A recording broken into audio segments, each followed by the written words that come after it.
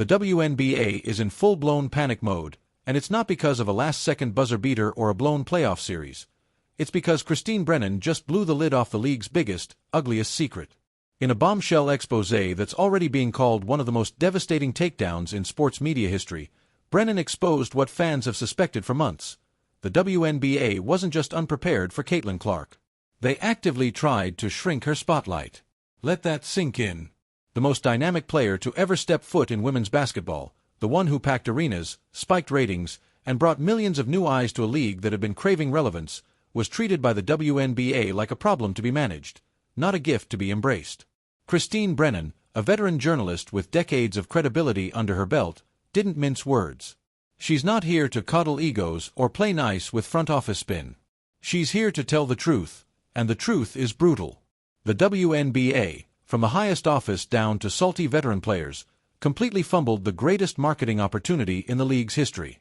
Instead of wrapping Clark in silk and ushering her in as the face of a new era, they handed her a target and dared the rest of the league to take aim. This isn't just about one player being disliked. It's about a league's institutional failure to recognize its own golden goose, and then clumsily trying to clip her wings. Brennan's reporting lays bare the exact moment things went wrong. The day after Caitlin Clark declared for the draft, Brennan called up a high-ranking WNBA official, expecting fireworks. What she got instead was a shoulder shrug. Clark was the biggest thing since Maya Moore, the official said, as if the world hadn't just spent 2 years watching Clark turn women's college basketball into a primetime national obsession. And that's the heart of the scandal. Brennan saw what every sports fan, casual viewer, and dad texting his buddies saw. Caitlin Clark was different. Special. Magnetic. She wasn't just playing basketball, she was changing the culture. This wasn't some flash-in-the-pan TikTok moment. It was generational. She filled arenas in freezing weather. She made men who hadn't watched a women's game in their lives stop what they were doing to tune in. She was the kind of athlete leagues pray for. And the WNBA didn't just drop the ball, they spiked it into their own face. Brennan's book pulls back the curtain on a league paralyzed by its own small-mindedness. For decades, the WNBA has been starved for mainstream attention. So when Caitlin Clark brought it in droves, you'd expect confetti, parades, and multi-million-dollar endorsement deals. But instead of capitalizing, league insiders reportedly recoiled. They weren't prepared for success to arrive looking like a white girl from Iowa. And that detail, race, isn't incidental. Brennan addresses it head-on. She makes it clear that Clark's rise in a league that's 74% black struck a nerve that nobody wanted to talk about openly. But silence doesn't erase tension. It only deepens it. Rather than focusing on the obvious positives, higher attendance, more viewership, larger fan bases, the WNBA let envy take the wheel. Brennan writes about the players and coaches who sneered instead of celebrated. Diana Taurasi dismissing Clark's impact. Cheryl Swoops spinning falsehoods. Gino Orima and Cheryl Reeve undermining her legacy before it even started. Brennan was stunned, and she's covered sports long enough to know when the playbook is being burned in real time. These weren't just veterans voicing skepticism. These were power players trying to protect their own legacy by dimming the brightest light women's basketball has ever known. And what did the league do to protect her? Nothing. If anything, they enabled the dysfunction. Clark has taken more flagrant fouls than any other player in the league.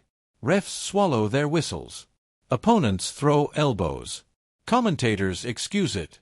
It's not competitive spirit, it's calculated resistance. The kind that only grows in environments where jealousy is allowed to fester unchecked. And the person who should have stepped in to stop it, Commissioner Kathy Engelbert, was either clueless or complicit.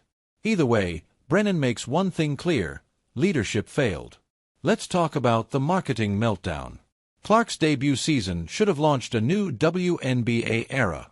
Jersey sales, signature sneakers, national ad campaigns. Instead, what fans got was a murky scheduling mess, half-hearted promos, and a merchandising operation that looked like it was run out of a high school locker room. And while that might seem like typical incompetence, Brennan insists it was more sinister than that. This was deliberate. The league didn't just mishandle Clark, they actively ignored the data that screamed her name. 4 million more people watched the women's NCAA championship than the men's. Let that number marinate. And yet the WNBA operated like it didn't matter.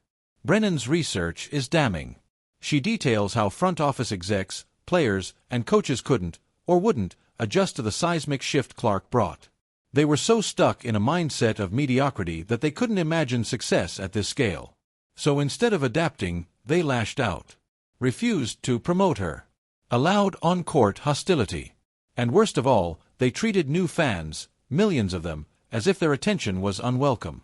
The WNBA finally got the wave it had always prayed for, and its response was to swim against the tide.